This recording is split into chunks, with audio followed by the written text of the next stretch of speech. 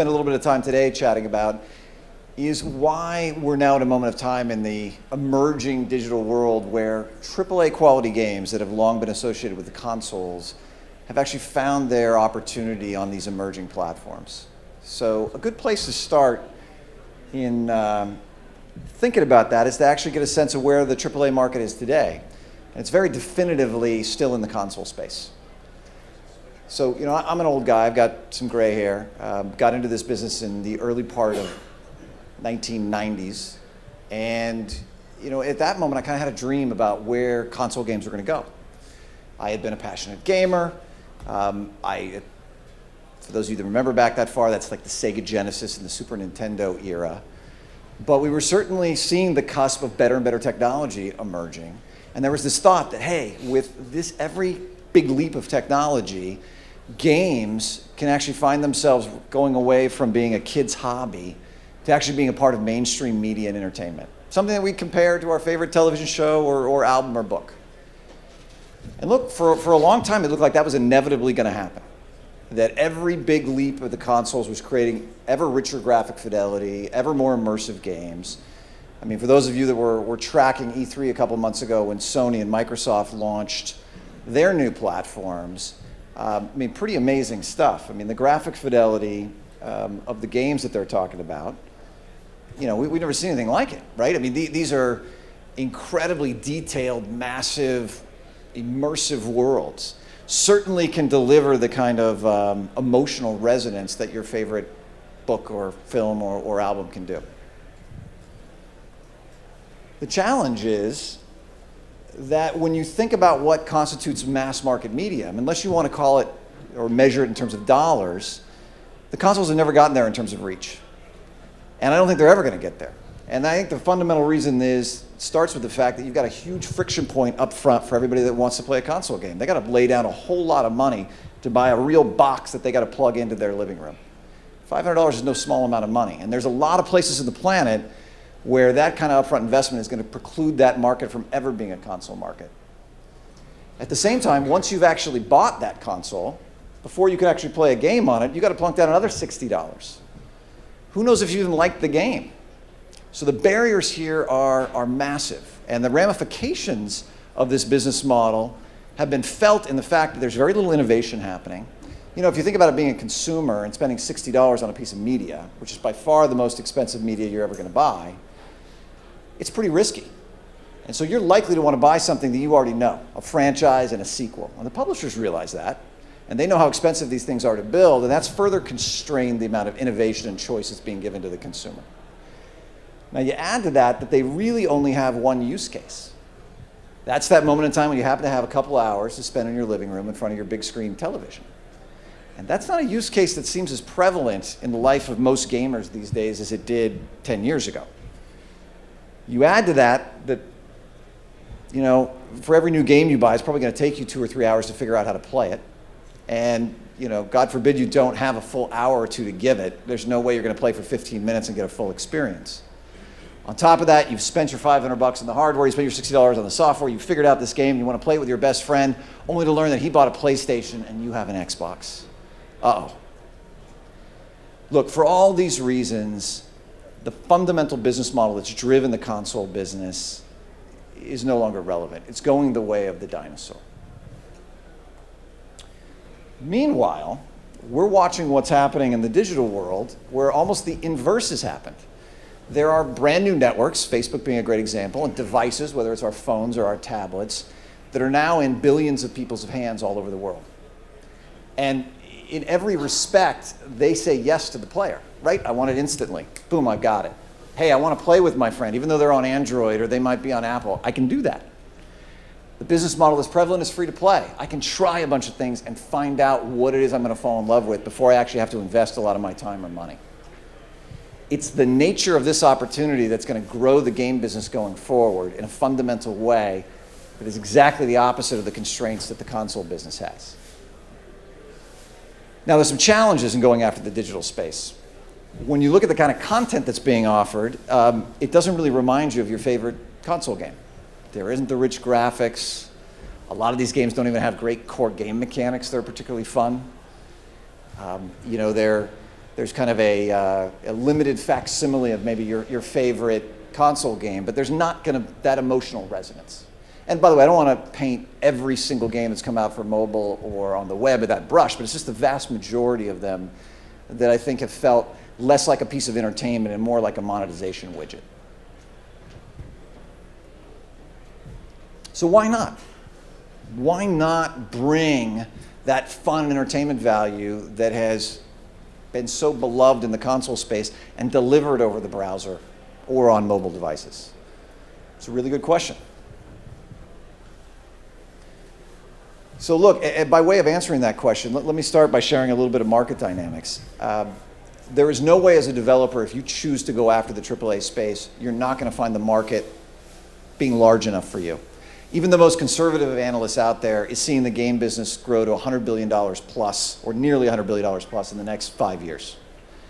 And the vast majority of that growth is being driven by mobile and online games, almost all of it, in fact, as the console flatlines, despite charging more and more for the software and the hardware.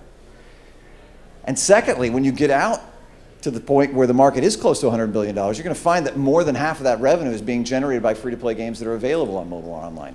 So the market dynamic, there isn't a hotter market on the planet for games right now. Certainly a great time to be investing in the business.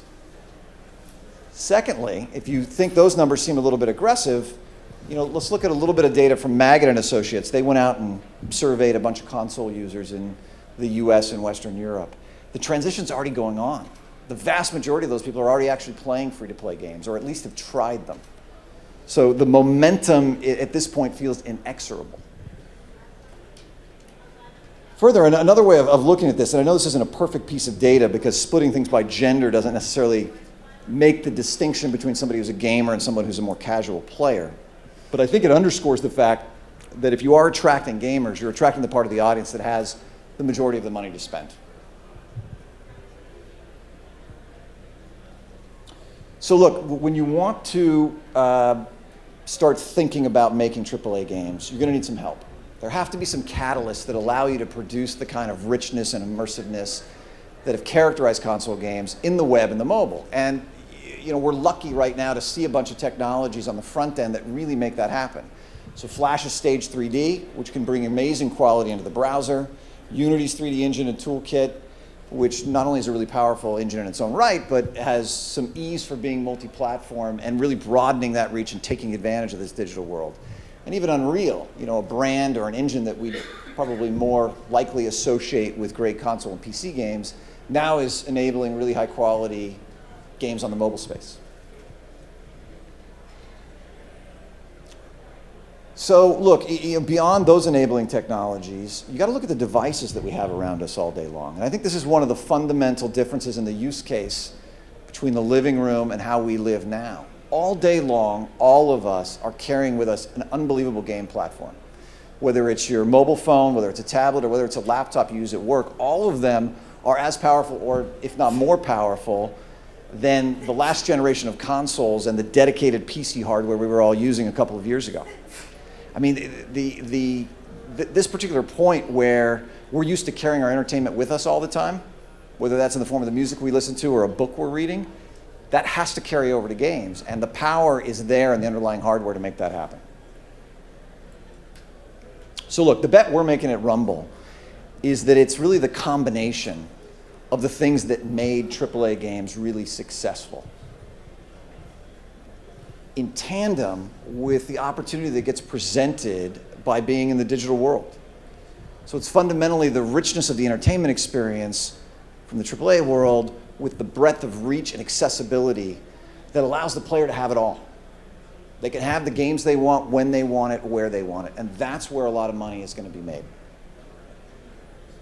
So, if it still doesn't feel obvious or feels maybe more like a high concept than a reality, maybe one way of kind of underscoring is to share a little bit about what we've been doing the last couple of years. So I'm going to share with you a couple of our games. The first one's called KingsRoad, which is an action role-playing game. And the second one is called Ballistic, which is a first-person shooter. KingsRoad is made in Flash, and Ballistic is made in Unity.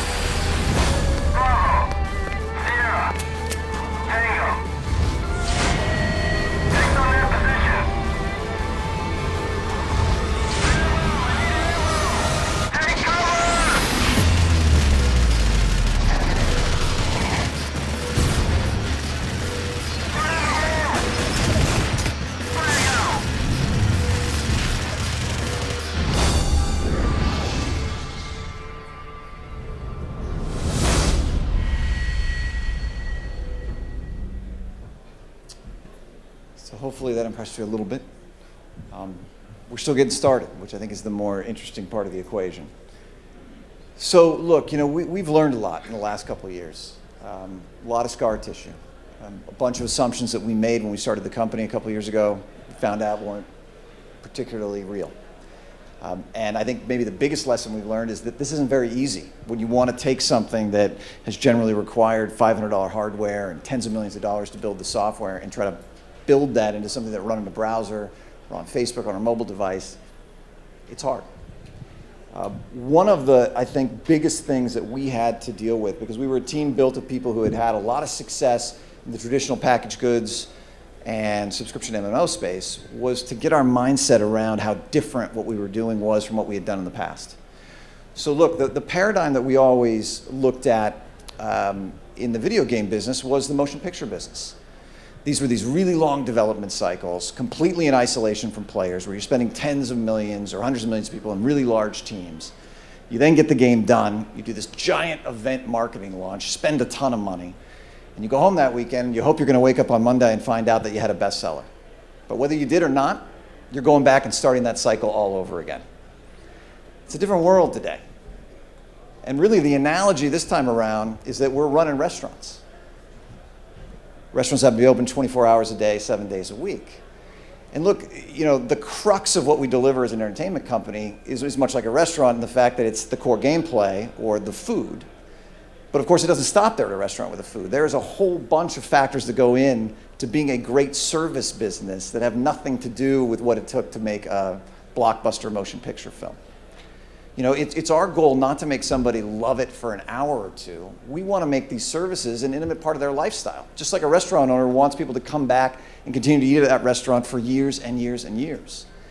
And that sounds simple, but for people that have done the opposite of it for a long, long time, that was a tough mind shift for us. It took a while.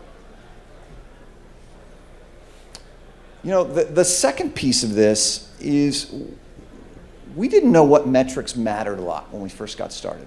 And we found out pretty quickly that the player cared as much about their time as they did about their money, maybe even more. And so it was the thoughtfulness that had to be applied to looking at how engaged they were. How much time were they spending our game? Were they in it for 5 minutes or were they in it for 50 minutes? And did they, back to that restaurant analogy, want to keep coming back? Not just once, not just twice, but 3, 4, 5 times. That focus on actually giving somebody something that they really want to do a lot of and they're going to do for a long period of time became the most paramount thing that we tracked. Even if it wasn't as obvious to us as finding how much money we were making every day per user. So look, when we launched KingsRoad, we put it into a limited beta almost a year ago. And we had put our hearts and souls in the game, and we looked at the feedback we had gotten after the first month and the first few thousand players that had had a chance to play the game. And we wondered whether we had built the right game. Yes, we were encouraged with the fact that people actually were pretty engaged, and the feedback they were giving us very directly, lots of wonderful emails and calls to customer support telling us, this is amazing, I've never seen anything like it. We're overwhelmed by the fact that they weren't really coming back. They'd come back maybe once or twice, but that was it. And we couldn't find any way to motivate them to spend any money in the game. And so we had that kind of gestalt moment where we're like, well, maybe we just need to start over. But we finally came to the conclusion, we built a good game. But now our challenge is to build it into a great game service. And the fundamental lesson that came out of that was patience. That we weren't in a sprint. This wasn't the model that we had seen so many of the casual game companies where they quickly built something, tested it, discarded it if it didn't work, or doubled down on it if it was successful. This was a marathon. And we applied what we thought made sense based on what we were hearing back from our player base and started to iterate. And almost immediately, we saw step function gains in retention and monetization and a lot of the other metrics that we tracked. And we've continued to do that. And it's counterintuitive a lot of times as a startup that wants to move with as much velocity as you can to be that patient, but it's really helped us tremendously. A big part of that, is getting humble and listening to your players. And the best way we found to listen to our players is to collect a lot of data about what they're doing in the game, how they're playing it, why they're leaving, when they're leaving, and applying that data to help us drive our iteration. And look, don't get me wrong, we're an entertainment company. And at the end of the day, the biggest difference maker, it comes from our raw creativity or our gut instincts. But my advice to anybody that's going in this business, use your data, because your gut instinct's going to get 1,000 times smarter after you've absorbed that information. Don't look for it to have all the answers, but look for it to make your creative people that much better when they put their inspiration out there. You know, maybe the more painful lesson once we actually started to ramp KingsRoad was, wow, it's pretty popular. Word of mouth is really working. We're getting a lot of new installs every day. Uh-oh. You gotta nail your back end. For as important as all those front end technologies we talked about, whether it's Flash or Unity or Unreal, the biggest R&D effort was on the back end side. How do you scale a game reliably? And that tends to be a bunch of technology and expertise that hasn't traditionally existed in the game business. So you gotta look outside for it.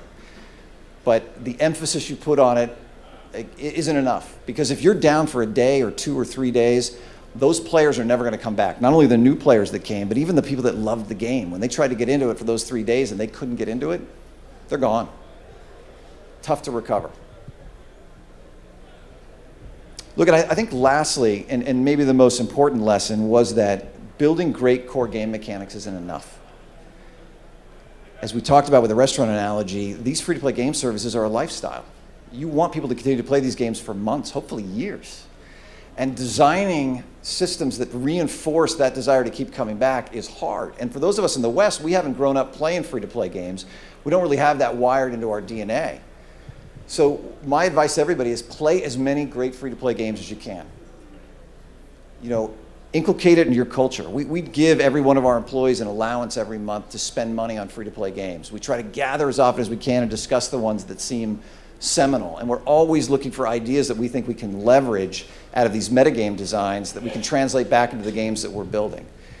And look, you know, I don't think we're anywhere close yet to even having our high school diploma on this front, but it's an area you got to keep pushing on because it's critical to maintaining success. So look, as I mentioned, we've been live with KingsRoad in an expanded beta now for a couple of months. We've also are in a real sneak preview beta on Ballistic, the other game you saw. And so I've got some results to share with you. I mean, I think one of the things that's really been encouraging to us is that when players rate our game, and we don't do anything to kind of compel them in any way to do it, they really love the experience. At least on Facebook, we don't think there's a higher rated game than the 2 games that we've put out there, and that means a lot to us. Secondly, and I talked about engagement before, they're spending a lot of time in the game. Our average player every day spends over an hour in the game with us. That's a lot. And that number continues to go up as we iterate. Importantly, and I know this belies a lot of the recent conversations in the free-to-play space about how expensive it's getting to acquire new players, let me tell you, the best form of acquisition is the old-fashioned one. It's word of mouth. We buy less than 5% of our players. And I think that's a testament to the quality of the game experience, the fact that it is truly social because it's synchronous. And I'll tell you what, that makes the game a lot more profitable. And then finally, from a standing start where we weren't getting any money, we're now close to almost $50 a day on average from our users. But look, I think, you know, in conclusion here, we're still really early. And while we're proud of those results, we know we got a lot to learn and a lot of work to do. I can leave you with the one thought that the time is definitely right. The kind of rich entertainment experiences that have always made games great in the consoles, in combination with these emerging digital platforms, is going to bring games into mass market media. We are going to be able to reach not tens of millions of people, but hundreds of millions of people with these kinds of games. And we're excited to be part of that journey. So thank you.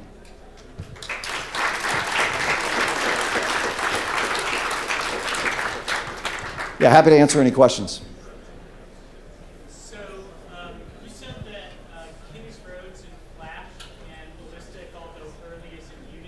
Yep. I'm curious if you get a higher bounce rate with people not having the Unity plugin installed, or if Unity is more prevalent now on the web than it used to be. Yeah, it's a good question, talking about the top of the funnel dynamics using Unity versus Flash. I mean, obviously Flash is better because everybody has Flash. The challenge you have with Flash and Stage 3D is that, especially with a synchronous game, is if you don't have a great connection or you're running a 7 or 8-year-old PC, Stage 3D is still going to have some problems. So we do lose some people, especially in third world countries. Maybe not the most important players to us from a monetization aspect, but we do lose them. Unity has gotten better. And the sneak preview beta that we're doing on Ballistic is actually on Facebook. And whether or not Facebook ends up being the dominant channel for us is a different question. But Facebook's actually done a really good job of making Unity a more viable technology solution. They're basically endorsing to all of their users who don't have the Unity plugin that this isn't spyware. And so, we're getting pretty close to 75% of the people who click on an ad being able to install the game on Unity. If you want to do AAA on mobile, you're going to need to address a controller. What protocol are you going to see being the standard in 3 or 4 years? Yeah, look, this is the particular question about mobile and controllers, relative to the console world. It's a particularly salient one for us because we showed you Ballistic and it's built in Unity, so it runs beautifully on tablets. The challenge we got is how do you take a first-person shooter experience on a touch screen and make that control well enough for the player to fall in love with the game? And right now I don't have the answer to that. I think there's obviously a lot of people out there spending money trying to build peripherals that both Google and Apple seem to be endorsing, and we are watching that carefully. At the same time, we're looking to innovate on design, and we're looking at other people that are around how you can make that control better. I mean, it wasn't that long ago that you only played a first-person shooter with a mouse and a keyboard, and the notion that you played on a console controller was considered ludicrous. Halo ships, people's perspectives change. I think the same thing will happen here. You mentioned the importance of data and understanding how your users engage with their game. Is it best done in-house or are there third-party analytics firms that do it? What did you guys employ and what do you recommend? Yeah, I think everybody's experience is going to be a little different with that. We did start out using a third-party system. It gave us a dashboard for us to understand the health of our game very quickly and easily. But when you want to start asking deeper questions of the data, you run into some challenges there. And so we replaced that with our own data analytics solution. Anything else? Well, look, one more question. You mentioned your average revenue per user. Can you say about how long users tend to stick around? Like how long someone who joins KingsRoad, how many days they continue playing? Our retention is actually really strong. We'd obviously like it to be better. I think the one metric I can share with you is about 50% of the people that play the game will come back the second week and play it again, which is kind of a casual metric, not really seen by immersive games. That said, we want to continue to make that retention better and better way off into the months and hopefully years. Look, appreciate everybody's time again today. It was great to be here. Very grateful to have the opportunity.